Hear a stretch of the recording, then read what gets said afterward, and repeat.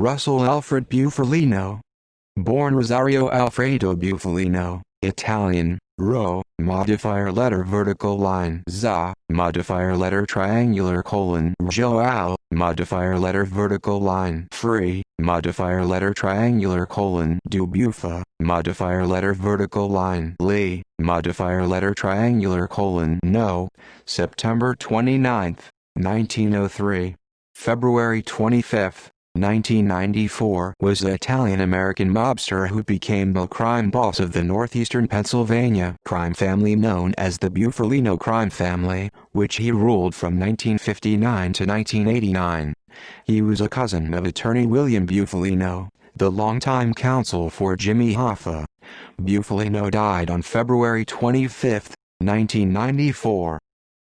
Early years. Bufalino was born on September 29, 1903, in Montedoro, Sicily, to Angelo Bufalino and Cristina Bucciolari. On July 9, 1903, his father immigrated to the United States, settling in Pittston, Pennsylvania, working as coal miner.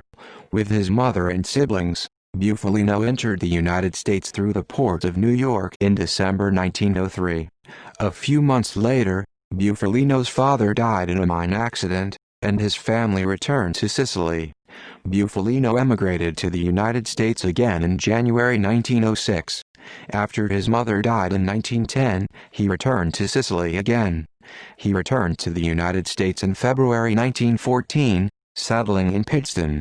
At the age of 14, Bufalino moved to Buffalo, New York, where he became a criminal during his teenage years. On August 9, 1928, he married Carolyn "Carrie" Sciandra, who came from a Sicilian Mafia family. Bufalino worked alongside many Buffalo mobsters, some of whom would become top leaders in the Buffalo crime family and other future Cosa Nostra families along the east coast of the United States. These relationships proved very helpful to Bufalino in his criminal career. Family and clan ties were important to Sicilian-American criminals. They created a strong, secretive support system that outsiders or law enforcement could not infiltrate. A significant friendship was with his first boss, John C. Montana, and fellow immigrant from Montedoro. In the early 1920s, Bufalino started working with Joseph Barbara, another upstate New York bootlegger in Endicott, New York. Bufalino later moved to Kingston, Pennsylvania in 1940. The northeastern Pennsylvania crime family controlled organized crime activities in Pittston, Scranton and Wilkes-Barre, Pennsylvania, and upstate New York areas. In the early 1950s, the Immigration and Naturalization Service tried to have Bufalino deported several times, but had never been successful over 15 years as the Italian government would not readmit him to the country. Bufalino met truck driver Frank Sheeran in 1955, when Bufalino offered to help him fix his truck. Sheeran later worked jobs driving him around and making deliveries. Bufalino had introduced Sheeran to Teamsters International president Jimmy Hoffa. Hoffa, who became a close friend to Sheeran, used him for muscle, including the assassination of recalcitrant union members and members of rival unions threatening the Teamsters turf. According to Sheeran, the first conversation he had with Hoffa was over the phone, where Hoffa started by saying, "I heard you paint houses." A mob code meaning, "I heard you kill people," the paint being the blood that splatters when bullets are fired into a body. Republican meeting. In 1957, after taking control of the Luciano crime family from boss Frank Costello, boss Vito Genovese wanted to legitimize his new power by holding a national Cosa Nostra meeting. Genovese elected Buffalo, New York boss and commission member Stefano "The Undertaker" Magaddino, who in turn chose northeastern Pennsylvania's crime boss Joseph Barbara and Bufalino to oversee all the arrangements. On November 14, 1957, powerful mafiosi from the United States and Italy convened at Barbara's estate in Apalachin, New York. Cuba was one of the Apalachin topics of discussion, particularly the gambling and narcotics smuggling interests of La Cosa Nostra on the island. The international narcotics trade was also an important topic on the agenda. The New York garment industry interests and rackets, such as loan sharking to the business owners and control of garment center trucking, were other important topics on the Appalachian agenda. A local state trooper named Edgar D. Croswell had been aware that Carmine Galante had been stopped by state troopers following a visit to Barbara's estate the previous year. A check of Galante by the troopers found that he was driving without a license and that he had an extensive criminal record in New York City. In the time preceding the November 1957 meeting, Trooper Croswell had Barbara's house under occasional surveillance. He had become aware that Barbara's son was reserving rooms in local hotels along with the delivery of a large quantity of meat from a local butcher to the Barbara home. That made Croswell suspicious, and he therefore decided to keep an eye on Barbara's house. When the state police found many luxury cars parked at Barbara's home, they began taking down license plate numbers.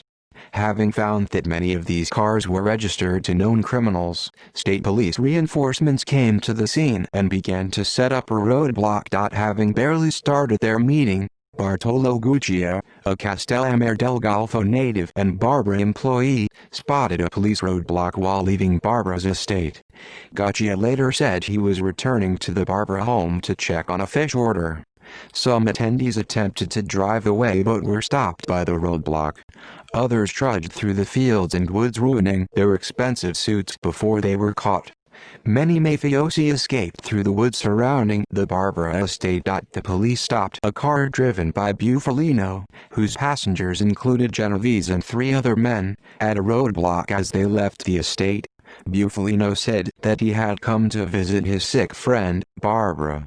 All those apprehended were fined, up to $10,000 each, and given prison sentences ranging from 3 to 5 years. However, all the convictions were overturned on appeal in 1960.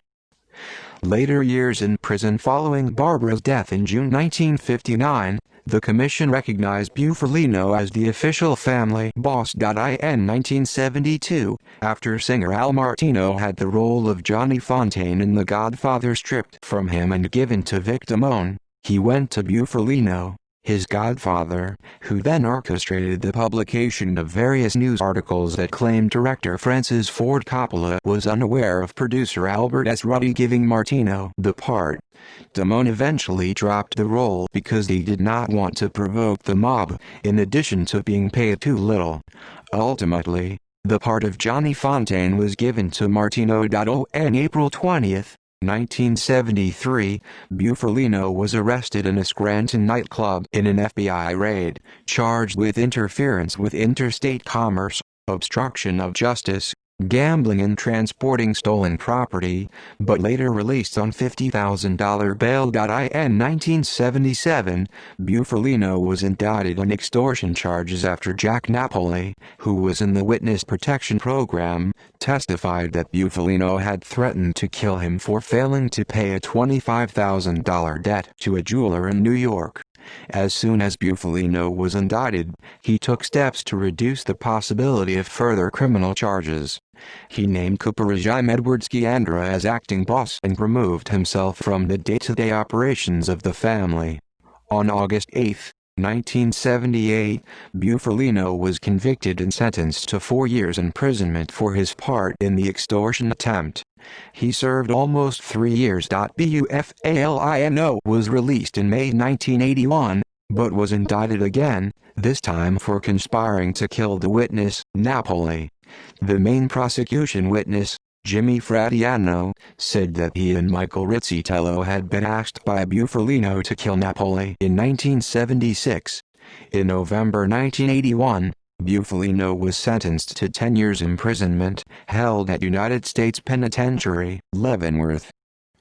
Decline and death. With Bufalino again in prison and the family under federal investigation, the organization's strength began to wane. In 1989, Bufalino was released from prison, and the operations of the remainder of the Northeastern family were given to Billy D'Elia.